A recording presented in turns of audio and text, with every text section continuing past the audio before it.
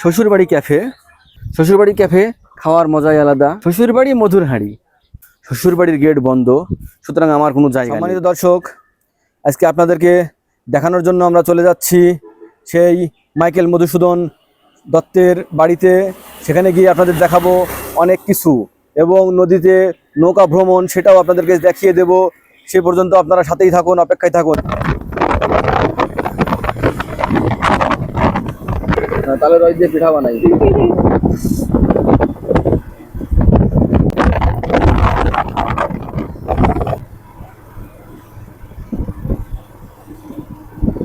দোস্ত, তুমি কেমন আছো মাইকেল?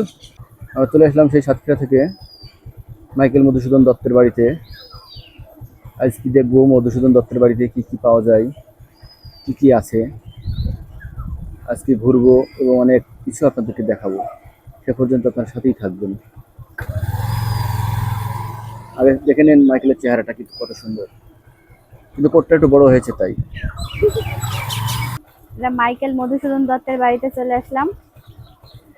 আর এই যে নদীর নাম কি বললো?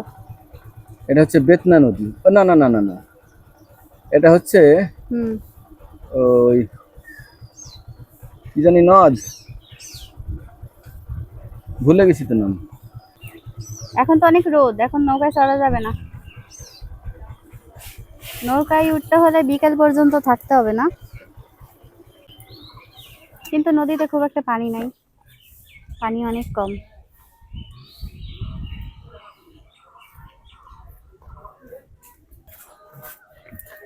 চলে আসলাম শ্বশুরবাড়ি ক্যাফে।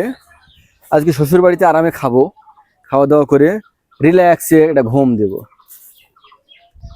শ্বশুরবাড়ি ক্যাফে খাওয়ার মজাই আলাদা এবং ঘুমানোর স্বাদটা আরো বেশি। ক্যাফেতে কেউ ঘুমাই, খালি চাপা মারো। শ্বশুরবাড়ি মানেই কি? শ্বশুরবাড়ি মধুর হাঁড়ি। চাপাই ফার্স্ট। শ্বশুরবাড়ি বন্ধ।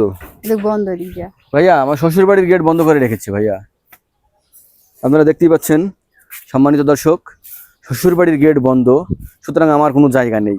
অর্থাৎ আমাকে রাস্তায় খেতে হবে, রাস্তায় ঘুমাতে হবে। ওই যে নৌকার উপরে এখন আর কি করব, এখানে শুয়ে পড়ি।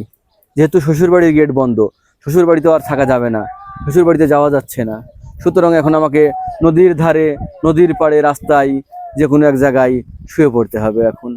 এছাড়া আর কিছুই করার নেই। সম্মানিত দর্শক, আপনারা দেখতেই পাচ্ছেন আমি কি অসহায় বর্তমান সমাজে। এখন শ্বশুরবাড়ির গেটটাও বন্ধ করে রেখেছে।